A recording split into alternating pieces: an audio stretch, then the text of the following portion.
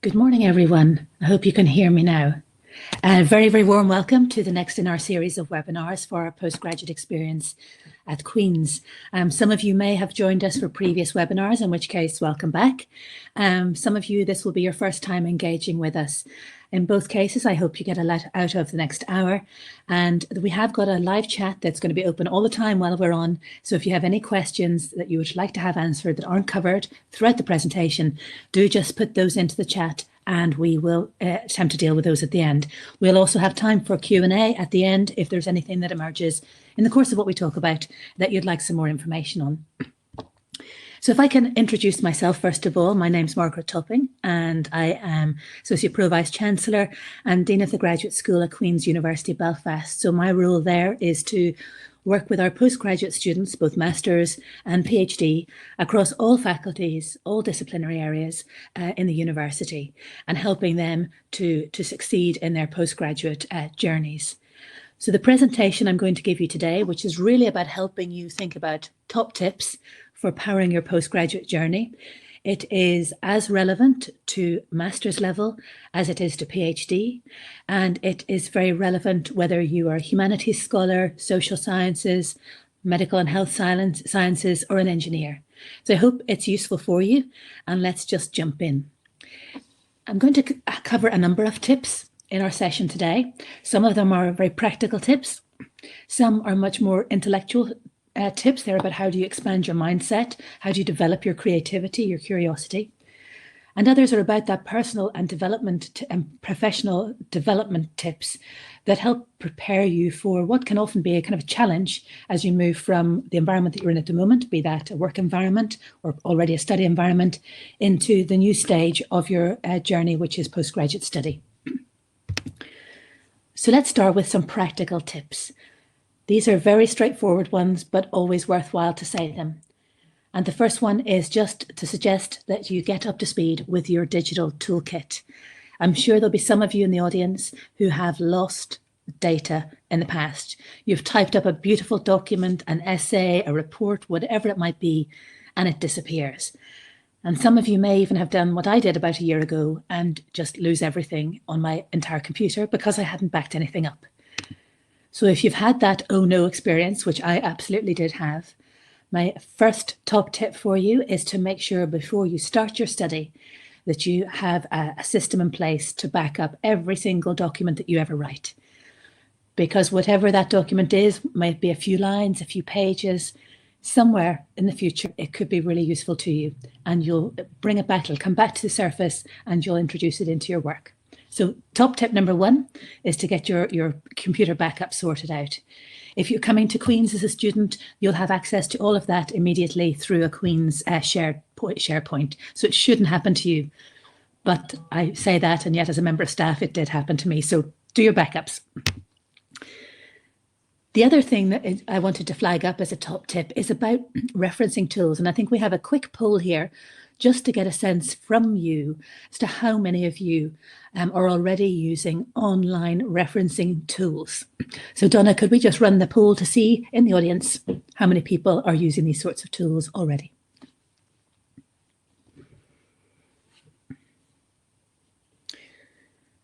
It may take us a few moments for the poll results to come through. So let's just carry on and making you familiar with some of the tools that are available to you. And when we get the results of the poll, we'll share them with you. But the sorts of tools we're thinking about, if you might have heard of Zotero, you might have heard of EndNote. Another one which I'm going to show you is called Mendeley. These are all fantastic ways to make sure that anything you read is captured so that if in a year's time you think, I remember reading an article about such and such a subject, you can go back, you can type in a keyword, and it's all there in this computer program. It puts all your references into the appropriate form. It'll import them into your documents. It allows you to write some little notes to remind you of what the key points were in the article. And also just ensures that you never lose any of your data. These are easy to use, but they take a little bit of time to get used to. These are both available online, free to download. So I would say, again, try those out. Zotero is great, EndNote is great. The one that I'm particularly keen on and I'm actually just starting to use it myself, is one called Mendeley. So I'll show you a little bit about that in a moment. Still waiting for our poll to come through. Just if you haven't answered yet, do just click on yes or no. Yes, Yes. I am. Yep. Margaret, it's Orla here. So I can see in terms of the poll, we have some of the answers coming through. Right. So do you already use an online referencing tool? 71% have said yes, and 28% have said no. Okay, excellent. Thank you very much, Orla. Well, that's great. You're way ahead in terms of doing that sort of work already. It really does make your life so much easier. If you haven't yet started using a referencing tool and are wondering which one to try out, I do think Mendeley is really excellent. Mendeley manages a library of all your PDF files. So if you were to download an article from a website, from a database, it would be there in Mendeley. You can annotate and highlight documents on it as well. You can extract metadata so that you can search easily through your entire network of references. It automates and manages insertion of citations in your documents. So whatever referencing style your subject area use, you can set Mendeley to that and it will create your bibliography, create your footnotes with no difficulty at all. And we're just going to show you a brief video that gives you a little bit of a sense of what Mendeley actually does. I'm just going to say, first of all, hello to Martin, who's come on the chat and says, hi, everyone. Okay. Making sense of a large research library can be hard work, but it does have to be. Mendeley is a free reference manager and social network that helps you organize your research, collaborate with others online, and discover new research.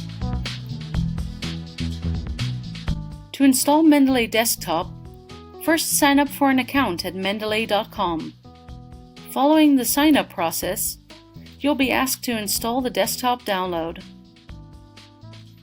After installing the software and signing in, you're invited to add papers from your hard drive or to import papers from other software, and Mendeley will suggest papers that may be of interest to you. Let's get started. This is your Mendeley library, which lets you keep your documents securely stored and organized in one place. Adding your existing documents is the best way to see how Mendeley can save you time. Drag and drop files or folders into the open Mendeley window. This is great for quickly adding files to Mendeley. Newly added files can be found in the Recently Added folder in the left-hand pane. You can also add by going to File and selecting Add Files or Add Folder. In addition, you can watch a folder, import a document manually, or import from other reference managers such as EndNote, RefWorks, or Zotero. You can continue adding to your library by using Mendeley's literature search to find new articles on subjects that interest you. Add them with a single click. You can also use Mendeley's web importer, the browser bookmarklet that lets you quickly import documents from anywhere on the web. Once imported, your content will appear in Mendeley Desktop under Recently Added.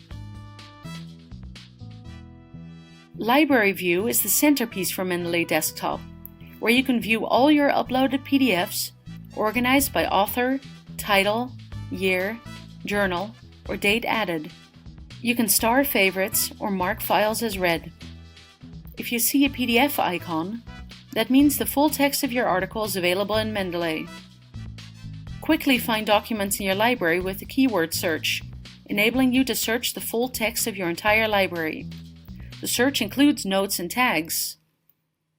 In the right-hand Details pane, you can view more information about the document, such as tags, keywords, web URLs, and catalog IDs. This information can be edited as needed. For example, when information is missing. You can add tags in the right-hand Details pane and then search for tag names to find a group of documents easily. Tags are similar to folders, except it's easier to add multiple tags to a document than to drag it into several folders. Once you have added a tag, you can pull up everything you've read about a topic by filtering your library by tag. Mendeley Desktop is also a great place to read your documents. with the ability to open multiple documents at once, search by keyword, highlight, or add short stickies in the document, add notes, and more. You can access your research wherever you go. Click the Sync button to upload your documents to the Mendeley server, where they are stored securely so you can access them online or on your other devices. Group notes will also be available to your collaborators after clicking Sync. Now that you've explored your library, you can use Mendeley Desktop to save time writing papers. The citation plugin allows you to cite seamlessly without leaving your word processor. To install, go to Tools and click Install Plugin. The plugin is compatible with Microsoft Word and LibreOffice and will install automatically. Ready to add a citation? Click Insert Citation and select your article. When you are finished, the Mendeley plugin will generate a bibliography for you with a single click. Need a different style? No problem. Mendeley offers more than 6,000 styles from all the top journals and institutions worldwide. Select your style of choice from the drop-down menu, and Mendeley will convert your entire bibliography in one click. Mendeley is also an academic social network. Start by creating your professional profile and adding your publications. Follow colleagues to stay up to date. Mendeley will help you get readership statistics, meet new people, and discover related research. Don't forget to check out Mendeley groups. Browse public groups online or create private groups to securely share full documents and collaborate on articles with colleagues. Now you're ready to get started with Mendeley. For additional videos, visit our YouTube channel or learn more at mendeley.com.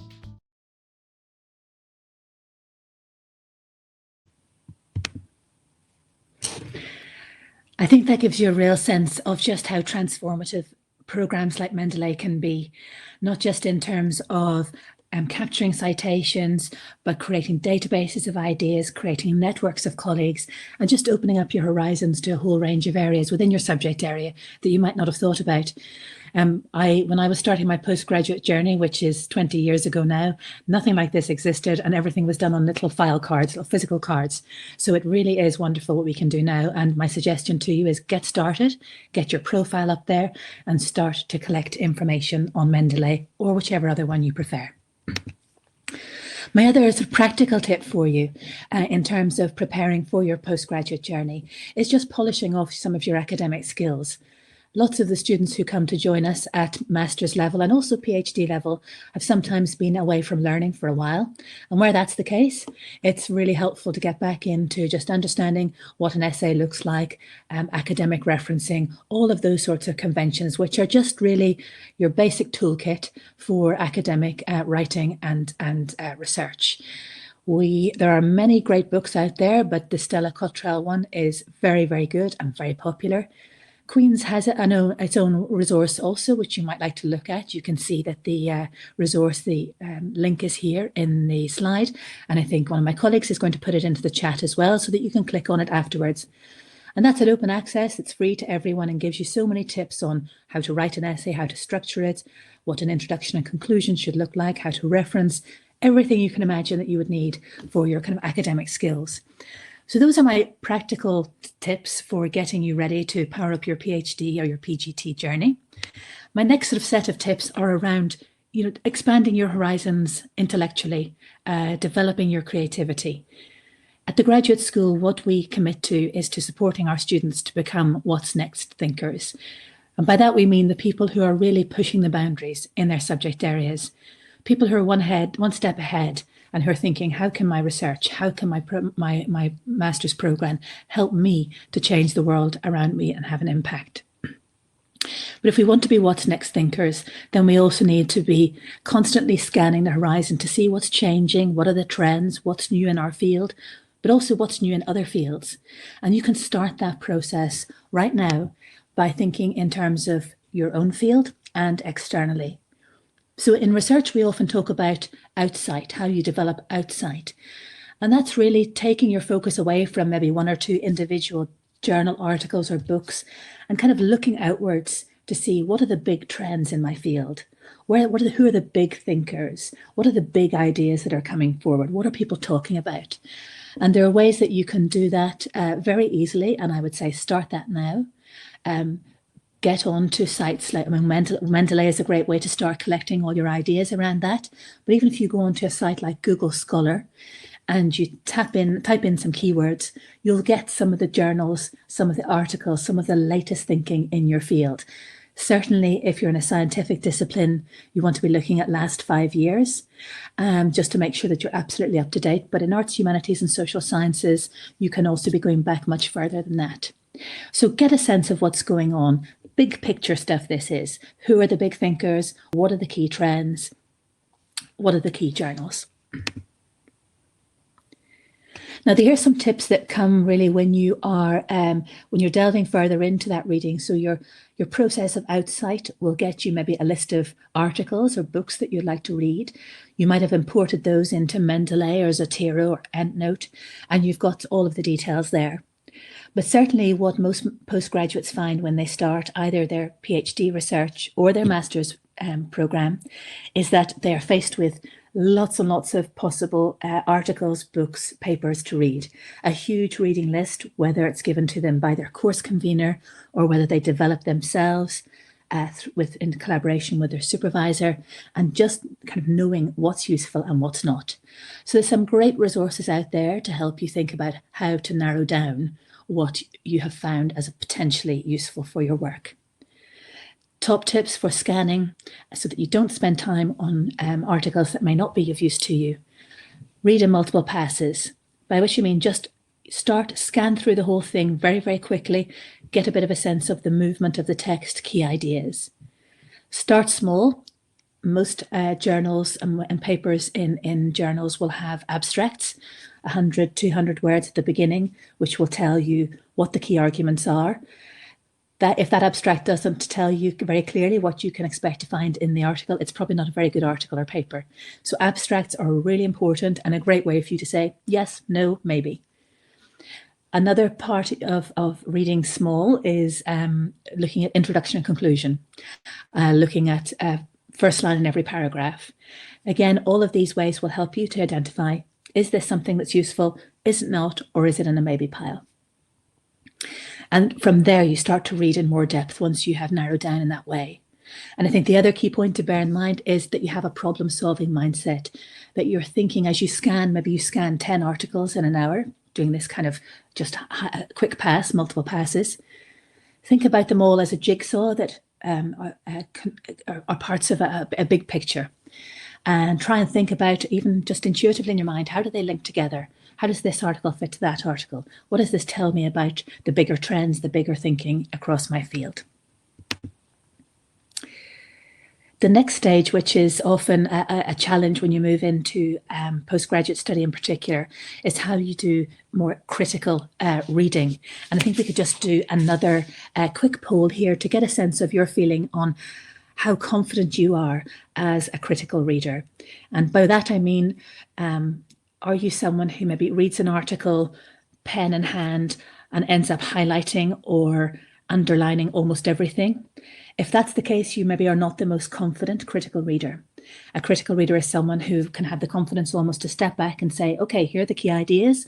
This is what I think about it. This is what I don't. So a quick poll coming up now, which is, how confident do you feel as a critical reader?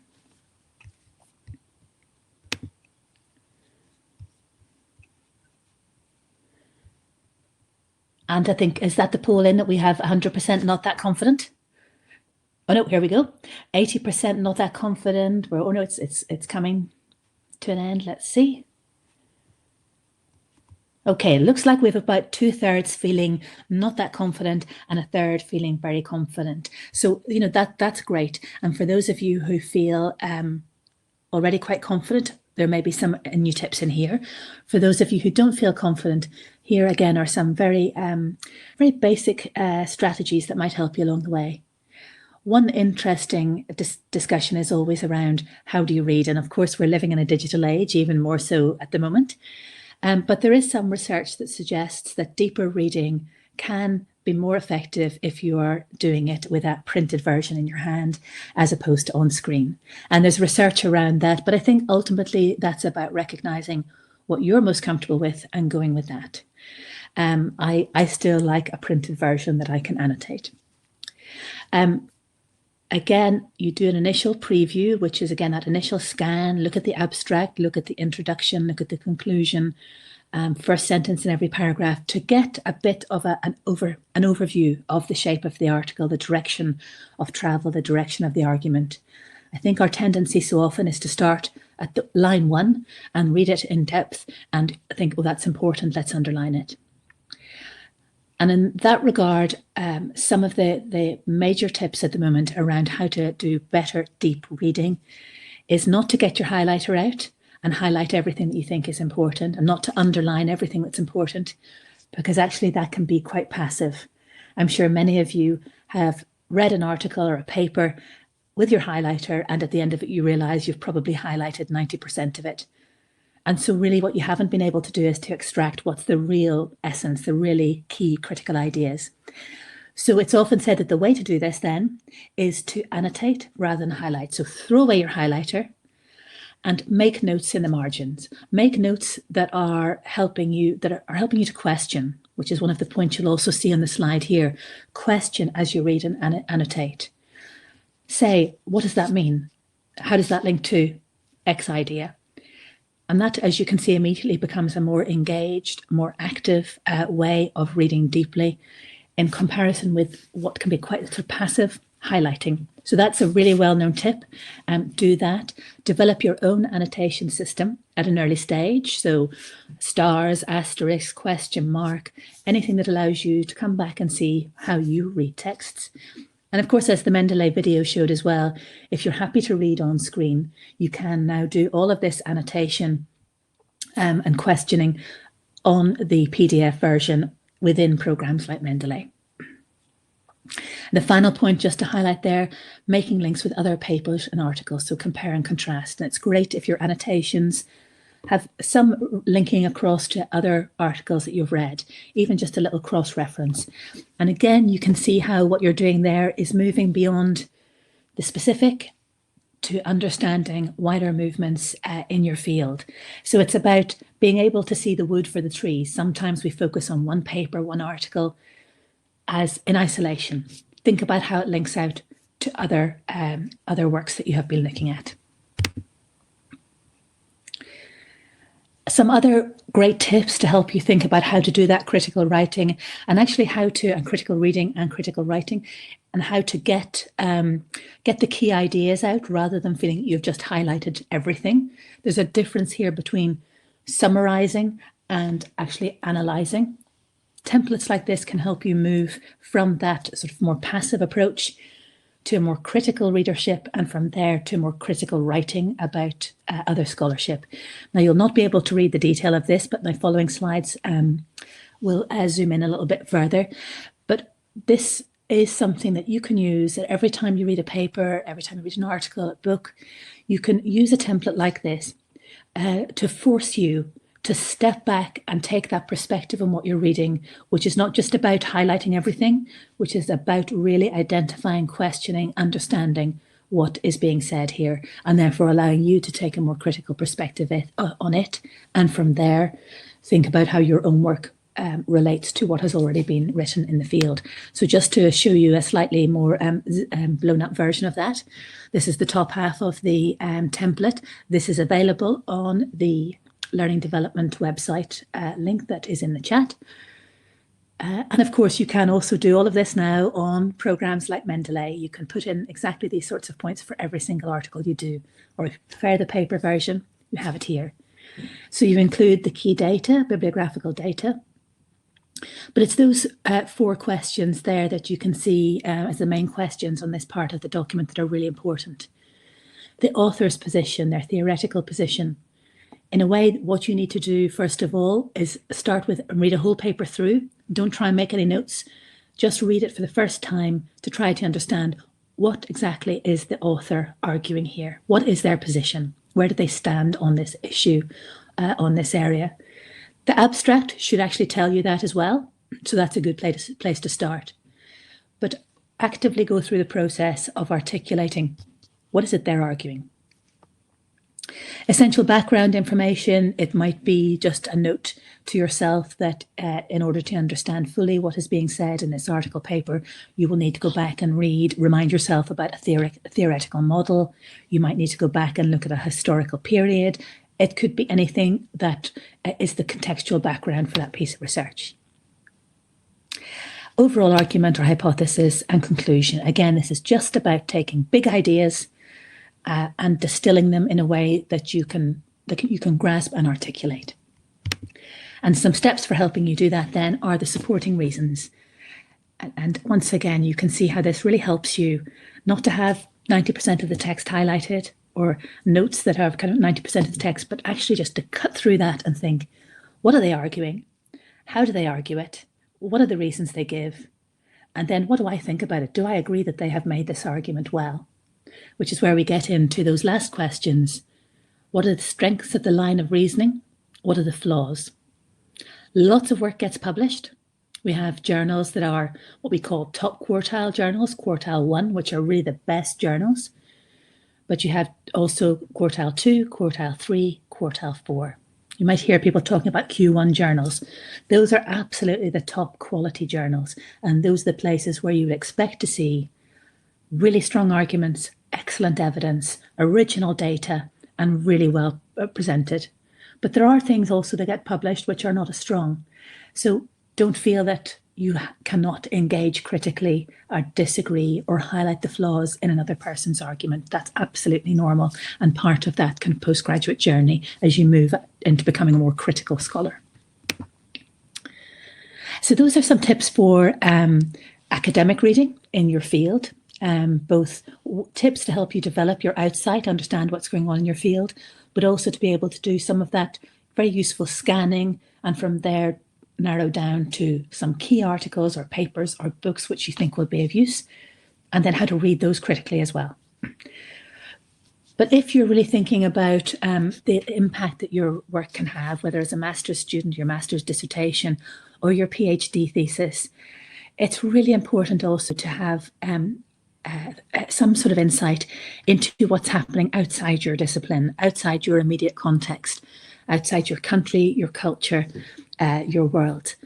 And we talk about global mindset as being something that is really key to developing the sorts of what's next thinkers that we need at the moment. I mean, we're seeing, given the challenges and the uncertainties we have at the moment, we need people who are able to reach out across disciplines, across ideas, who can engage with thinkers in other areas. And there's some great places that you can do that. So I'm flagging up here, The Economist is one, which many of you will have come across. It's just a very, very good publication that comes out weekly, but even dip into it once a month. And it has sections on science, it has sections on history, on the arts, culture, politics, economics. It's a great way to open up your world to what other people are doing. And that gives you such a strong foundation to engage across disciplines, which is core to what we do in the graduate school at Queen's. The other one, TED Talks, just a quick poll to see how many of you are familiar with TED Talks. This is such an easy way to start to understand, get access to other ideas and latest ideas. So quick poll, have you ever watched a TED Talk? It's just coming through now.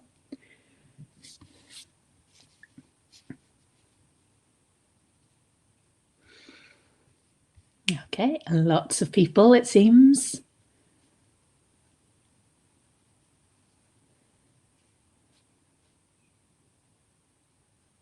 Okay, so I think we've got to about 81% have watched a TED Talk, 18% haven't. That's absolutely great. You're very aware of what's out there.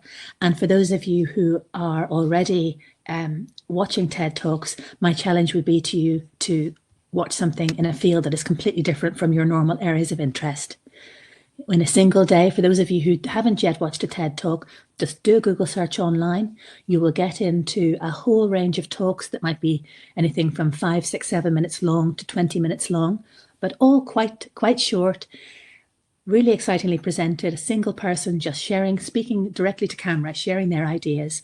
And as you can see just from this screenshot of the TED Talks website, you can in any single day look at carnivorous plants. You can look at Twitter, you can look at black holes, you can use Dungeons and Dragons, AI, across the board. You can just get a great sense of what's happening in terms of key ideas and thinking across disciplines. And the other one I wanted to highlight to you is the importance of developing your skills in creative thinking and problem solving.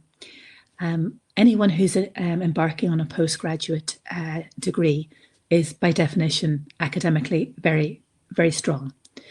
But I think sometimes when we are academically very strong, we are a little bit fearful of creativity and innovation because it feels a little bit riskier perhaps when we're used to being able to use the methods and the tools of our disciplines to get us through to a conclusion.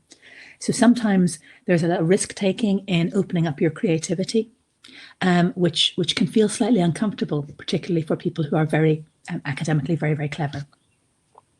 But it's a great way to move you into a place where you're not simply accepting the knowledge in your field as it currently stands, but where you are questioning, where you're willing to be disruptive, to challenge, to say, no, we need to think differently.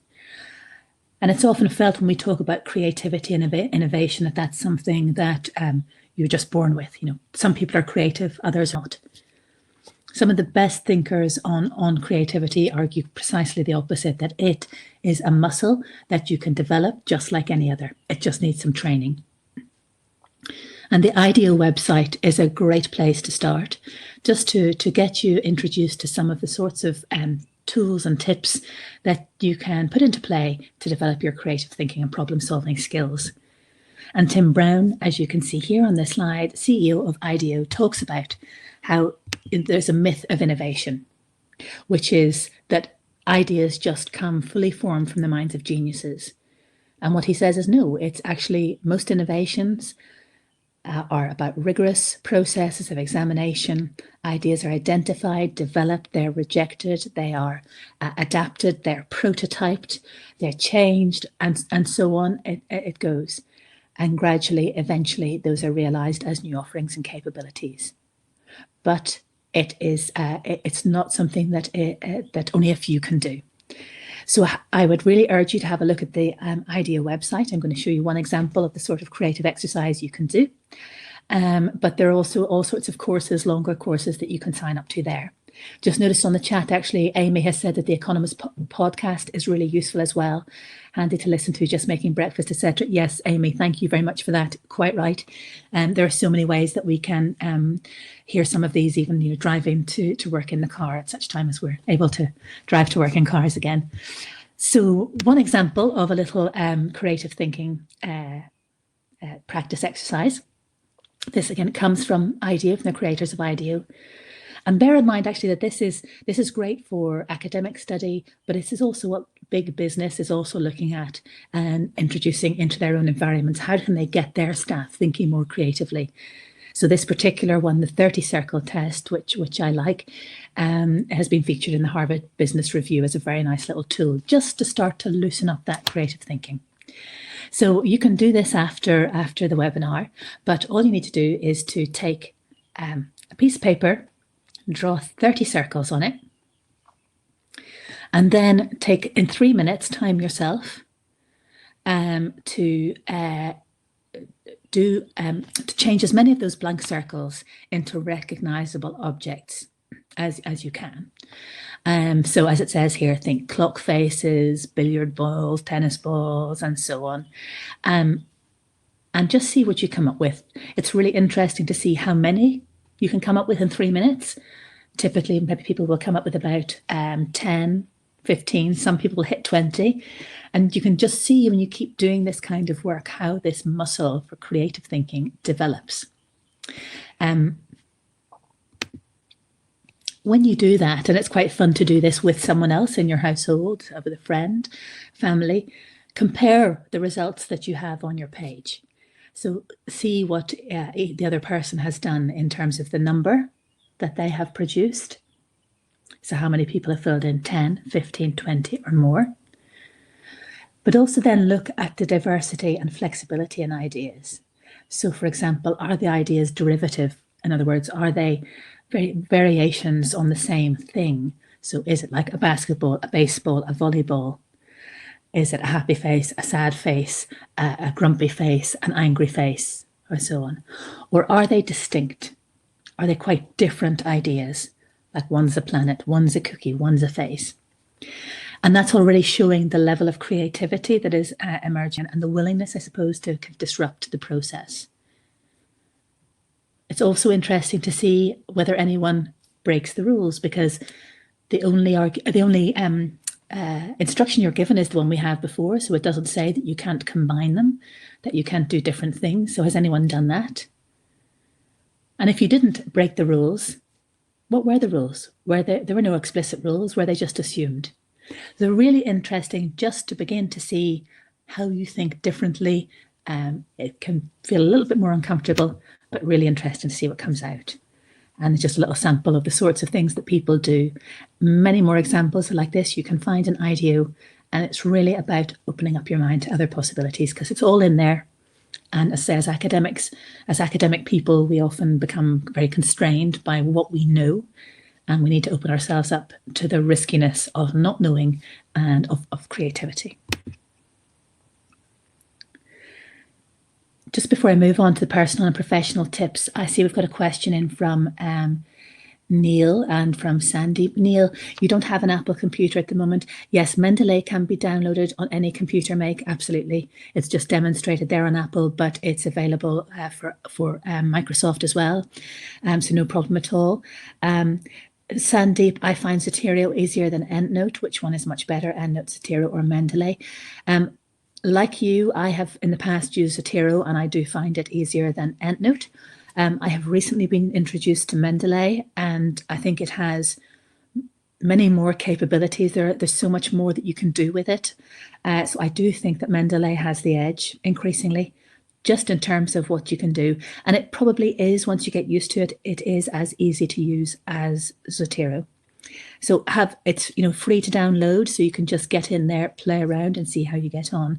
But in terms of creating a profile and creating connectivity with other colleagues and making links between everything you read and searchable opportunities, it really is, it's top notch. It's absolutely great. Any other questions that come in, I'll keep an eye on the chat, but we'll make sure that we cover them later on if anything is missed. So my last little area for you to consider in terms of preparing for success in your postgraduate journey are also some personal and professional tips. Many of you will be thinking about coming to a postgraduate degree, maybe in particular a master's degree, because you are thinking about professional development. You want to boost your career, you want to move into a different area of study. And if there are any particular questions that you would have for colleagues in Queen's about particular courses that might help you move in a new professional direction, or what opportunities could be available to you, do just get in touch with us. There are lots of opportunities out there, including conversion courses, which can take you from maybe an undergraduate in music, French studies, history, to a master's in software development. So all of those are possible. But whatever you're doing and getting the most out of your master's or your PhD and beyond is also about having a level of personal and professional awareness and a clear set of ambitions about where you want to be and a plan to get you to that place. So we think about personal development, it's in terms of self-assessment, understanding yourself, understanding how you are as a learner, understanding your personality, your interests, being able to identify where you do have strengths, but where you also need to develop your skills, setting goals, realistic goals, achievable goals, which will help you do that, and then putting into action how you can be supported to make those achievements come to reality. So some of the attributes that are really helpful to you as a postgraduate, and this is again equally for masters and for PhD, it's about the ability to think and behave proactively, the ability to plan and project manage a complex project. Some of these skills you can start with now, others you could start when you come to Queen's or whichever university, But in our graduate school in Queen's, for example, all of our students have access to training in project management. And it's a great approach because whether you're doing a PhD, a master's, managing a master's along with a professional career, it is all a kind of project management, and those really help you and help you to have control of what you're doing. Ability to assert yourself in an academic environment, the ability to be in a seminar and say, my view is this, and my evidence for that is that. Again, helpful to understand whether or not that's something you already feel confident about, or whether it's something that is an area that you would want to develop. Again, reflecting on your personal strengths and areas for development helps you understand that and allows you to develop a personal plan which will help you to improve in the areas that you want to. And again, that's where our graduate school at Queen's comes in to support you in those areas. The ability to develop as a professional researcher, the ability to stay resilient. It can be tough to do a master's and a PhD. A PhD in particular can feel like a very, very long time, and there are highs and lows all the way through. So it's also about understanding your own resilience, and where that fails, what do you need to help you move on? Is it networks of friends? What are the activities that will help you? And a lot of this we can help you with when you start to study with us. If you were to come to Queen's, the graduate school, this is exactly what we support with. But you can start that process now. You can start that process of self-reflection, which will help you identify strengths and areas for development and start to engage with improving those. So take control of your academic and professional development. The diagram you see here is one that is used particularly for PhD students, and it's called the Researcher's Professional Development Framework, which comes from an organisation called VTI. At the bottom of the slide there, you can see the website for VTI. And what they demonstrate is that for postgraduate students, there are 4 key areas of knowledge and skills and attributes that should be developed across their PhD. But many of these, of course, are equally relevant to master's level. And it's a nice framework, in a sense, to help you understand which of those 4 areas do I need to develop in most, for example. So worth having a look at that, but also just ask yourself, what are my career and development goals? If you're about to embark on a master's programme, where do you want to be in 3-4 years? Do you want to be doing a doctorate? Do you want to have set up your own business? Do you want to be leading the field in policy? Whatever it might be. If you want, whatever that vision is, what do you need to develop in terms of knowledge, skills, and behaviours? Understand how you learn, how you absorb information, and how you engage with learning, essentially. There are lots of different learning styles. Again, it's the sort of area that we would help you with in the graduate school. But that can also help you then understand why, when you're finding learning difficult and challenging, why that is the case and how you can perhaps work around that. How do I find and structure the most appropriate development opportunities for me? What support do I need to manage my personal development? It's really important to have people around you who are supportive. So you might have someone who acts as in a coaching capacity for you. Where do I get my feedback? How do I know my strengths and weaknesses as others see them? As I've said, these are the sorts of areas that we would absolutely support you in, but you can start that process now. With a very, very straightforward template like the one that you see here, you can simply identify what your learning aim is, and it could be academic, it could be about global mindset, it could be about confidence in a particular area, it can be any of these. So learning methods, how are you going to do it? Time scale, how long will it take me? Priority, really important. There are so many ways in which we can seek to develop our skills and our knowledge, but we have to prioritise. So identify for you what's the most important at this moment in terms probably of preparing you for postgraduate success. And what do you need to make that happen? This is the sort of format we would use in engaging with you and helping you develop those plans as a postgraduate at Queen's. But I said you can start it now. Maybe some sorts of things that you might want to include at this point, maybe on the basis of some of what we've talked about. Work out how to use Zotero or Mendeley. Put a system in place to back up all your files. You can flag that as a goal with a big priority in front of it, how you're going to do it and when you're going to have it achieved by. develop a plan for gaining outsight. That might be, I'm going to go on to Google Scholar and I am going to read a couple of articles a week. And I'm going to, as I do that, use some of the tips and tricks that we've talked about for deeper reading and critical reading, just to try those out. Set yourself a goal maybe to watch 2 TED Talks per week. Set yourself a target of trying out 2 creative thinking exercises a week from, say, the IDEA website. Undertake some work to understand your learning preferences. And I think really crucially, and this is time very well spent also before you start your postgraduate study, is taking the time to evaluate your strengths and your areas for development.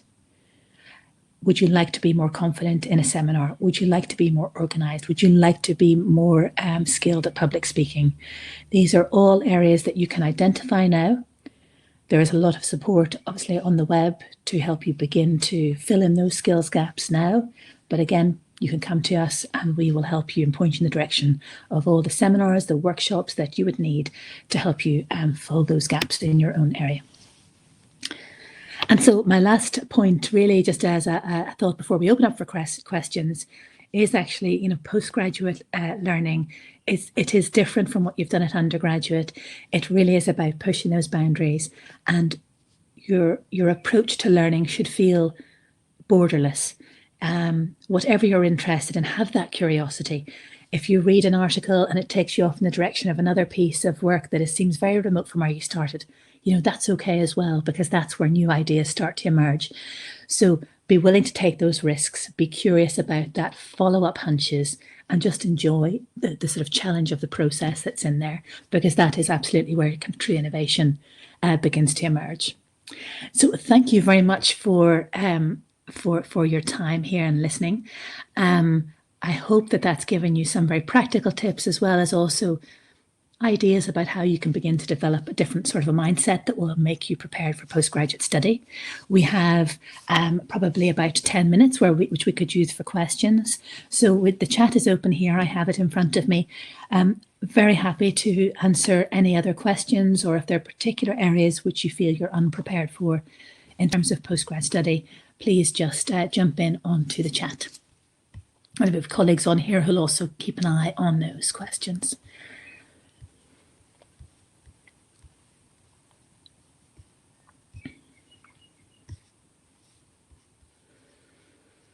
There's a slight delay between you typing and our seeing the questions. So if I go quiet, don't worry, your question may just take a moment or two to come through.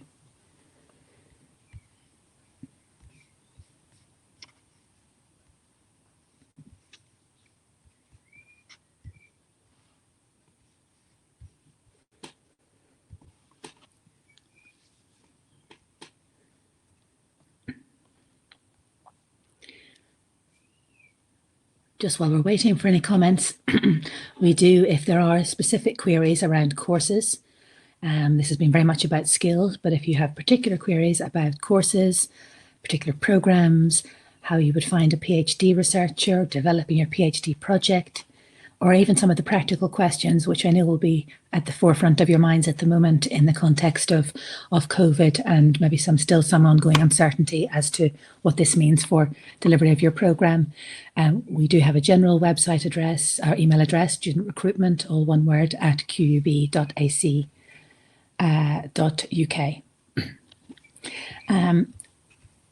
And we have, I think, some things coming through.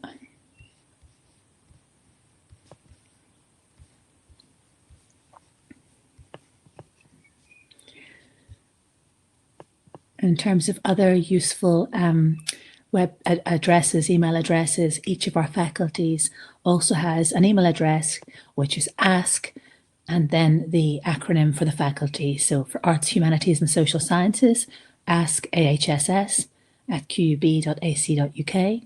For Engineering and Physical Sciences, ask EPS.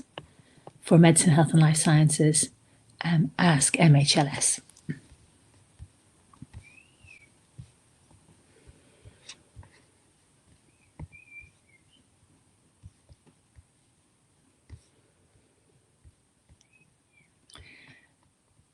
So I will stay online, as will my colleagues in the background, in case there are more questions, whether you want to ask a question on the public chat or privately. What we are also doing is collecting any queries you might have, and so we can contact you also directly if there's any particular guidance that you need. So thank you all for attending, and I say we'll keep the webinar live for a little bit longer in case any questions come through. But otherwise, hope to see you again on another webinar. We have a whole series coming up in the coming weeks on various areas of skills development, leadership, creativity and innovation, and so on. So hope to see you, some of you again there. Thank you. To see you, some of you again there. Thank you.